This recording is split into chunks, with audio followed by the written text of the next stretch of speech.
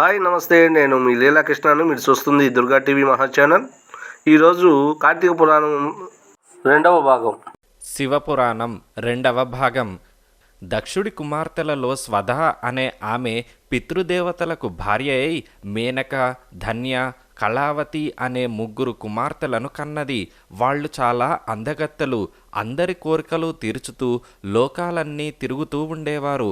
ఒకసారి ముగ్గురు మహాలక్ష్మి విష్ణువును చూడబోయి వారిని తమ నృత్య గానాలతో ఆనందపరిచి కూర్చొని కబుర్లు చెబుతూ ఉండగా అక్కడికి బ్రహ్మమానసపుత్రులైన సనకసనందనాదులు వచ్చారు. వారిని చూసి విష్ణువుతో సహా అందరూ ఎదురు వెళ్ళి నమస్కారాలు చేసి గౌరవించారు. కానీ మేనక, ధన్య, కళావతులు మాత్రం ఆసనాల నుంచి లేవలేదు. అది చూసి సనత్కుమారుడు కోపించి, మీకు గర్వం బాగా ఎక్కిపోయింది. మీరు ఇకపై స్వర్గంలో ఉండతగరు.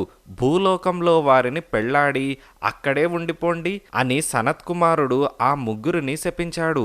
అప్పుడు వాళ్ళు పశ్చాత్తాపపడి, మునీశ్వరులారా, అజ్ఞానం చేత చేసిన మా తప్పు క్షమించి మాకు శాప విమోచనం అనుగ్రహించండి అని ముగ్గురు వేడుకున్నారు.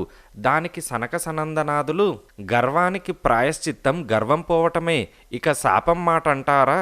ఈ శాపం లోకాలకు మేలు కలిగించేదే అని సనకసనందనాదులు అన్నారు. ఇది ఎలా నిజమైందంటే, ఈ ముగ్గురికి పుట్టిన కుమార్తెలు 3 యాగాలలో అవతార పురుషులను వివాహమాడారు. మేనకకు పుట్టిన పార్వతి శివుణ్ణి వివాహమాడింది.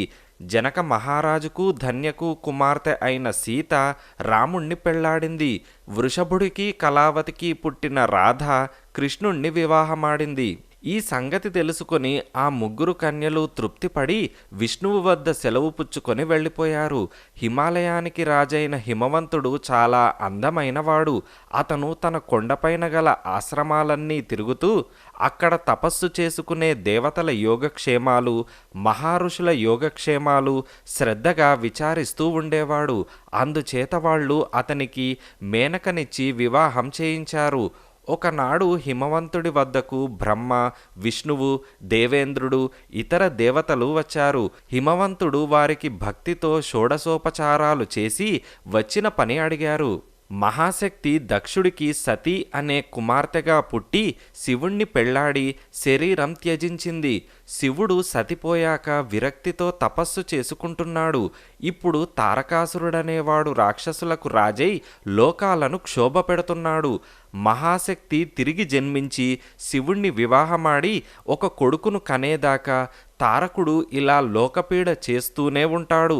అందుచేత నువ్వు మేనక ఆ మహాశక్తిని గురించి తపస్సు చేసి ఆమె మీకు కుమార్తెగా పుట్టేలాగా వరం పొందండి అని దేవతలు హిమవంతుణ్ణి హెచ్చరించారు.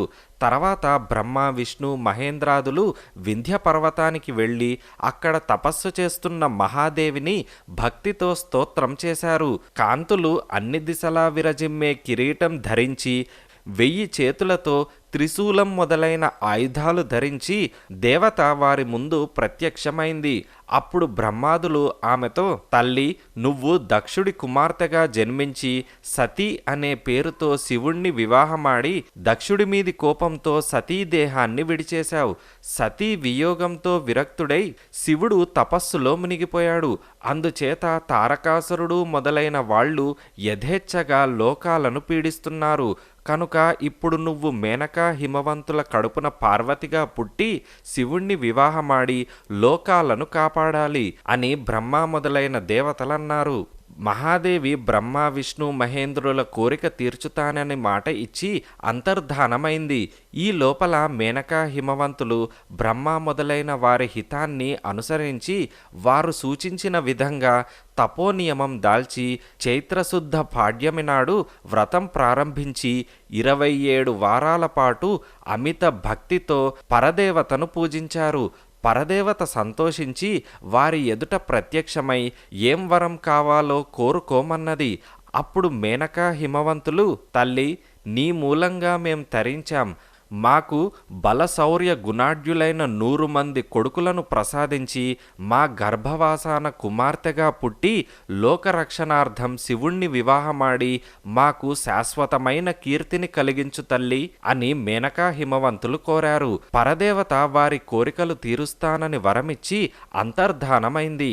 మేనకా హిమవంతులు తమ ఇంటికి తిరిగిపోయి సుఖంగా ఉన్నారు. కాలక్రమాన మేనక గర్భవతి అయి 5 గ్రహాలు ఉచ్చదశలో ఉన్న సమయంలో మైనాకుడనే కొడుకును కన్నది. అతని తర్వాత వరుసగా మరి 99 మంది కొడుకులు కలిగారు. వారి తర్వాత మేనక తిరిగి గర్భం దాల్చి 9 మాసాల 15 రోజులకు ఆరుద్ర నక్షత్రం గల చైత్రశుద్ధ నవమి నాడు పార్వతిని కన్నది. ఆ సమయంలో దిక్కులు వెలిగాయి. దేవతలు పుష్పవృష్టి కురిపించారు. బ్రహ్మ, విష్ణువు, దేవేంద్రుడు మొదలైన వాళ్ళు దేవతను స్తోత్రం చేశారు. పార్వతి పుట్టటం నీలకాంతి గల శరీర ఛాయతోనూ 4 చేతులతోనూ లలాట నేత్రంతోనూ కాళికా ఆకారంలో పుట్టింది. అది చూసి మేనక ఆమెను మామూలు మానవ శిశువు రూపం ధరించమని ప్రార్థించింది. అప్పుడామె మామూలు శిశువుగా మారి ఏడవటం ప్రారంభించింది. తనకు కుమార్తె కలిగినందుకు వార్త విని హిమవంతుడు పరమానంద భరితుడై పురోహితులను బ్రాహ్మణులను వెంటబెట్టుకొని పురిటింటికి వచ్చి పచ్చకర్పూరపు దీపాలు వెలిగింపజేసి కస్తూరీ జలం జల్లించి నృత్యగానాలు ఏర్పాటు చేసి బ్రాహ్మణుల చేత ఆశీర్వచనం చేయించి వారికి ధనము, ధాన్యము, బంగారు ఆభరణాలు, పట్టు పీతాంబరాలు ఇచ్చి కొడుకులతోనూ కూతురుతోనూ సుఖంగా జీవించసాగాడు. పార్వతి క్రమంగా పెరిగి పెద్దదవుతున్నది. ఆమె చెలికత్తలతో ఆడేది. మదించిన సింహాలను ఎక్కి కొండలన్నీ తిరిగేది. గుహలలోనూ ఇసుక తిన్నెల మీద దాగుడు మూతలాడేది. తాను తల్లి అయినట్టు, తన చెలికత్తలు పిల్లలైనట్టు వాళ్లకు పళ్ళు పంచిపెట్టేది. బంతులతో ఆడేటప్పుడు ఒక బంతిని తన స్నేహితురాళ్లకు చూపి, ఇది బ్రహ్మాండం, దీన్ని నేను ఇలా ఆడిస్తాను అని అనేది. బొమ్మలతో ఆడేటప్పుడు వాటికి బ్రహ్మ, విష్ణువు, మహేశ్వరులు అని పేరు పెట్టి నేను వీళ్లను ఆడిస్తాను అని అనేది. బొమ్మరిల్లు కడుతూ తాను బ్రహ్మనని, దాన్ని కాపాడుతూ తాను విష్ణువునని, దాన్ని కూల్చేస్తూ తాను మహేశ్వరుణ్ణని అనేది. ఈ విధంగా పార్వతి బాల్యం వెళ్ళబుచ్చి విద్యాభ్యాసం ప్రారంభించింది. సకల విద్యలు నేర్చుకున్నది. ఆమె అస్తమానము పరమేశ్వర ధ్యానం చేస్తూ సామగానంతో స్తుతి చేస్తూ నిత్య సంతోషిగా కాలం గడిపేది. అలాంటి సమయంలో చెలికత్తెలు పార్వతి అని పిలిస్తే పలికేది కాదు, శివాని అని పిలిస్తే వెంటనే పలికేది. ఎప్పుడూ సింహాన్ని ఎక్కి తిరిగేది. అలా తిరిగేటప్పుడు ఒక్కోసారి ఆమె చేతిలో విల్లు, బాణాలు, శూలము మొదలైన ఆయుధాలు కనిపించేవి. ఆమె మరొక వాహనాన్ని ఎక్కటం గాని ఇతర ఆయుధాలు ధరించటం కానీ ఎన్నడూ చేయలేదు. ఒక్కొక్కప్పుడు వీణ వాయిస్తూ ఆనందించేది. విద్యాధరులను మించి పాడేది, నృత్యం చేసేది, శివుడి రూపం ధరించి తన చెలికత్తెలకు చూపేది. ఇలా ఉండగా ఒకనాడు నారద మహాముని హిమవంతుణ్ణి చూడవచ్చాడు. హిమవంతుడు నారదుడికి ఎదురు వెళ్ళి భక్తితో పూజించి తీసుకువచ్చి కూర్చోబెట్టి పార్వతిని పిలిపించి ఆమె చేత నారదుడికి నమస్కారం పెట్టించి తన ఒళ్ళో కూర్చోబెట్టుకొని, మహాముని, ఈ పిల్లకు ఎలాంటి భర్త వస్తాడో చూడండి అని హిమవంతుడు ఉత్సాహంగా అన్నాడు. నారదుడు పార్వతి చేతిలో గజ, మత్స్య, అంకుశ, రథరేఖలు చూసి, హిమవంత, నీ కూతురి చేతిలో పరదేవత లక్షణాలున్నాయి. ఈమె మూలంగా మీకు గొప్ప కీర్తి వస్తుంది. లక్ష్మీ సరస్వతులతో సమానమైన గౌరవ పూజలు ఈమెకు జరుగుతాయి. ఈమెకు తగిన భర్త శివుడే. అందుచేత ఎలాంటి ఇతర ఆలోచనలు చెయ్యక ఈమెను శివుడికిచ్చి వివాహం చేసేయండి అని నారదుడన్నాడు. నారదుడు వెళ్ళిపోయాక హిమవంతుడు మేనకతో, మనం శివుడికి భార్య కాగల కుమార్తెను ప్రసాదించమని పరదేవతను ప్రార్థించాం. దానికి నారదుడు ఇప్పుడు మనకు చెప్పిపోయిన దానికి సరిపోయింది అని హిమవంతుడన్నాడు.